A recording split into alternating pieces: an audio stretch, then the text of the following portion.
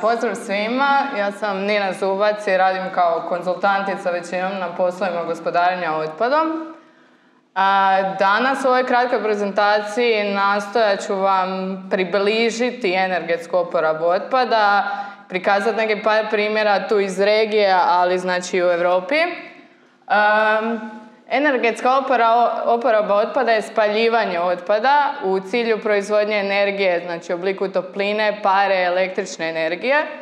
I nusprodukt je taj kruti otpad, odnosno pepeo ili troska i dimni plinovi, koji su zapravo veliko pitanje u energetskoj oporabi otpada. Međutim, ono što bih voljela istaknuti je da postoji ta stigma kada se spomene gradnja energana spalionica, da to ujedno znači kao da sav otpad će se tamo spaljivati i nećemo imati nikakav napredak u odvajanju otpada. Zapravo upravo pri projektiranju adekvatnog postrojenja je vrlo bitno znati kojim količinama, ali i o kojim frakcijama je riječ. Te, na primjer, htjela bi rastumačiti ove novinske članke koji su vrlo često sad i podaci kako se Zagreb hvali da su upola smanjili količinu miješanog komunalnog otpada, što je moguće da je statistički točno, ali je pitanje koje frakcije tog vašeg plastičnog komunalnog otpada i biootpada dolaze, koja je to kvaliteta i zapravo da li je to uopće energetski iskoristivo. Najproblematičniji ti komponente dimnih plinova su znači kiseli plinovi, odnosno ukoliko se nađe klor u tim plinovima i sumporov dioksid, te imamo organske onečišćivače koji se spominju, znači dioksine i furane. Međutim, da vam sad ne objašnjam, različite filtere i sve tehnologije koje postoje, zapravo ono što bi ja rekla da ulijem neku sigurnost građanima i opće populacije, da zaista politike i regulative i na razini EU i u Hrvatskoj su vrlo striktne, ne samo po pitanju tih onečišćujućih komponenti koje dolaze iz dimnih plinova, već i po pitanju, na primjer, otpadnih voda koje nastaje prilikom sanacije tih dimnih plinova i po pitanju tog krutog otpada koji nastaje od ostatka dimnih plinova. I tu bi voljela istaknuti da cijele ta postrojenja koja se izgrađuju tehnologije za sanaciju tih dimnih plinova zapravo uvjetovana su i propisima vezanim upravo uz obradu kasnije tih otpadnih voda i obradu tog krutog ostatka. Vrlo često se spominje kao ponovna uporaba, primjena tog krutog ostatka u građevinskoj industriji i to je moguće, ali tu bi voljela naglasiti da ako u Hrvatskoj se ide s takvom idejom je pitanje koliko je tržište i koliko je naša građevinska industrija otvorena i zainteresirana za otkup takvih frakcija. Najčešći tokovi krutog otpada su znači pepeo koji nastaje, odnosno troska, pepeo iz kotla, lebdeći pepeo i ostaci od sanacije tih dimnih plinova. I tu ponovno se vrlo često spominje primjena u građevinskoj industriji, odnosno da se taj pepeo, kad zadovolji određene okolišne uvjete, znači to mora biti materijal koji je dobro sortiran, koji ima dobro svojstvo zbijanja, ima nizak sadržaj sitnih čestica. Kad zadovolji te uvjete, može se koristiti kao konstruktivni agregat, odnosno za zapunjavanje, ili može se koristiti kao vezivni agregat i može se koristiti kao sirovina za proizvodnju drugih materijala, kao što je, na primjer, cement. Međutim, opet je pitanje u trenutku kada taj otpad postane nusproizvod i izađe na tržište, koliko je uopće tržište za takve materijale i da li je isplativ taj cijeli proces. Tu bi izdvojila znači, jedno od varijantnih rješenja koje je spomenuto u studiji izvedivosti koja je objavljena za Centar gospodarenja otpadom Grada Zagreba i Zagrebačke županije, je prijedlog proizvodnje SRF-a. I tu bi vam voljela objasniti razliku između RDF-a i SRF-a. Znači, SRF je Solid Recovered Fuel, odnosno kruto oporabljeno gorivo. RDF je Refuse Derived Fuel, odnosno gorivo iz otpada. Kad se kaže gorivo iz otpada, to vam je postupak u kojem se iz otpada, komunalnog otpada i može iz industrijskog otpada, ali koji je svojstvima sličan komunalnom otpadu, izdaju frakcije koje imaju visoku kalorijsku vrijednost, odnosno imaju visoku tu ogrjevnu moć i u praksi to gorivo iz otpada izgleda samo kao usitnjeni otpad koji se najčešće suspaljuje znači, u cementarama i takvo gorivo iz otpada ne zadovoljava kvalitete, specifikacije koje su nužne da bi se koristio u nekim energetski intenzivnim postrojenjima. I stoga sa vremenom se radilo na poboljšanju kvalitete tog goriva iz otpada na način da se uklanja voda, inertne komponente, uklanja se cink, klor, aluminij i smanjuje se količina tih emisija, odnosno hlapljivih tvari koje štetno utječu na okoliš i na taj način se dobiva solid recovered fuel.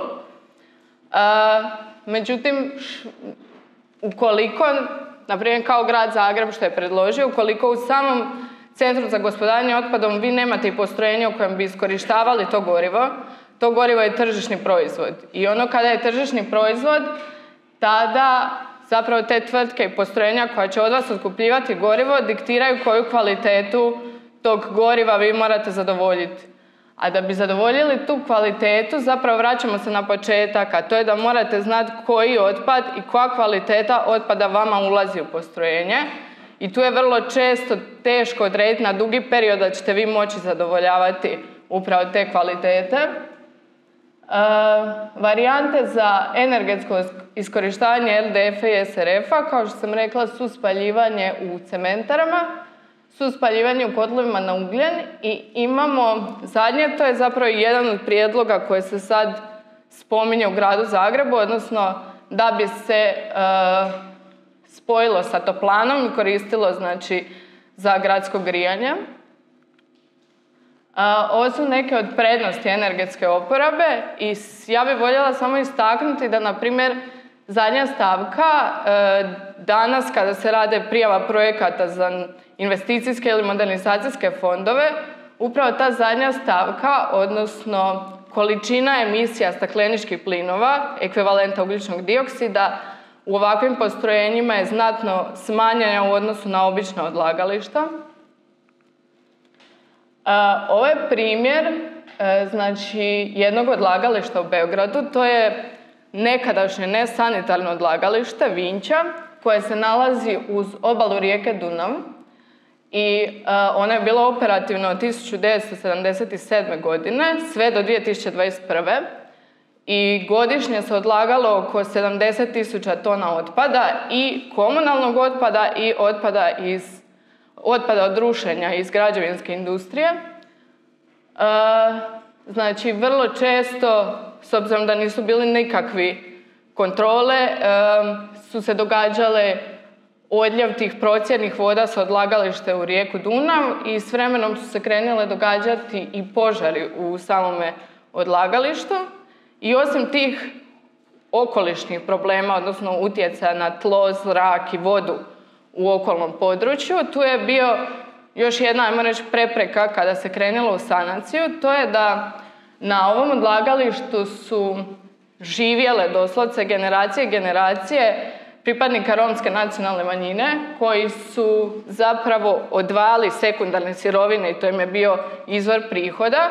I s obzirom da je ovaj projekat bio dijelom potpomognut od Svjetske banke, u tim slučajevima ste dužni riješiti znači, njihovo novo stambeno pitanje i izvore prihoda. Znači, sama sanacija tog odlagališta krenula je 2021. i već sada je u pogonu cijelo postrojenje, što je zapravo za jedan takav intenzivan projekat vrlo brzi period. Znači, imali smo nesanitarno odlagalište koje je u potpunosti sanirano, izgrađeno je postrojenje za energetsku oporabu otpada, izgrađen je uređaj za pročišćavanje otpadnih voda, izgrađeno je postrojenje za reciklažu građevinskog otpada i otpada od rušenja, te ima i postrojenje za iskorištavanje odlagališnog plina. Znači, doslovce to staro nesanitarno odlagalište je sanirano i na istom tom području je sve izgrađeno. Kapitalno odlaganja su oko 310 milijuna eura, što je otprilike i cifra koja se sad vrti u gradu Zagrebu da će iznositi izgradnja CGO-a. Međutim, tu valja napomenuti da je to uključivalo i cijenu sanacije starog nesanitarnog odlagališta, dok Jakuševac još kod nas ne spominje kako će se sanirati. Također, s obzirom dok je to odlagalište bilo operativno od 1977. do 2021. oko 90 milijuna tona stakleničkih plinova je emitirano, odnosno ekvivalenta ugljičnog dioksida, te izgradnjom i sanacijom ovog odlagališta te emisije su reducirane za oko 240.000 tona godišnje i time je ovo postao prvi projekat u Srbiji. Mislim da je zapravo vrlo malo ih u cijeloj regiji koji je dobio taj gold standard certifikat. Znači, to je certifikat kojim se garantira da je projekat zadovoljio stroge kriterije okolišnog i socijalnog održivog razvoja i također da carbon credits, taj ugljični kredit koji im je dodijeljen, je stvaran i da je zapravo izmjeren i verificiran od nezavisnog revizora. U Beogradu trenutno još nije razvijeno odvajanje otpada na kućnom pragu kao što je u Zagrebu, s obzirom da još nisu članice Europske unije pa nisu obvezni. I sada u to postrojenje dolazi miješani komunalni otpad. Osim miješanog komunalnog otpada, u postrojenju obrađuju i otpadni mulj sa uređaja za pročišćavanje otpadnih voda, što u Hrvatskoj je pitanje koje još uvijek nije otvoreno, a adekvatna rješenja baš i nemamo. I htjela bih napomenuti da, na primjer, prosječna cijena prihvata tone otpada u CGO-ima u Hrvatskoj između 130 i 170 eura po toni otpada. Prihvat u Vinči je između 70 i 80 eura po toni otpada, što je značajno manje utjecalo na račune građana. Predstavit ću još dva postrojenja u Francuskoj. Znači, prvo postrojenje u središnjoj Francuskoj je postrojenje koje uključuje mehaničko-biološku obradu otpada, anaerobnom digestijom, ali uključuje i postrojenje za energetsku oporabu i tu se prihvaća otpad iz 3 izvora, odnosno zeleni otpad. To je, na primjer, ovaj otpad koji Zrinjevac generira u Zagrebu od održavanja parkova i bio otpad iz kućanstava, znači on prolazi kroz anaerobnu digestiju gdje se proizvodi standardizirani kompost, oko 6.500 tona otpada godišnje, i proizvodi se bioplin koji se kasnije konvergira u postrojenju za energetsku oporabu u električnu energiju. Preostali komunalni otpad se ili obrađuje u postrojenju za energetsku oporabu ili se stabilizira kako bi mu se smanjio volumen za oko 35% i on se odlaže. Ukupni kapacitet ovog postrojenja je oko 230.000 tona godišnje. Drugo postrojenje je u jugoistočnom predgrađu Pariza i ovo je postrojenje za energetsku oporabu otpada. Međutim, ovdje nemamo prethodnog sortiranja otpada, već otpad kakav dolazi, takav ide direktno na energetsku oporabu. I bitno je napomenuti, znači, osim komunalnog otpada koji dolazi iz kućanstava u tom području, ovdje se obrađuje i otpad iz lokalnih bolnica, što znači da je riječ o infektivnom medicinskom otpadu i njihov kapacitet je oko 42.000 tona samo tog infektivnog otpada, a sve ukupni kapacitet postrojenja je 235.000 tona godišnje.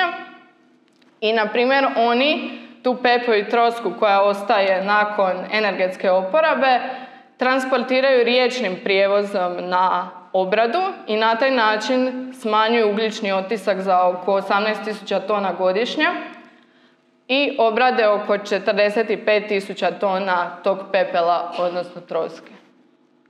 I evo, to bi vam bilo od mene. Ako imate dodatnih pitanja za bilo koje postrojenje, slobodno se javite. Sve informacije ćemo ustupiti.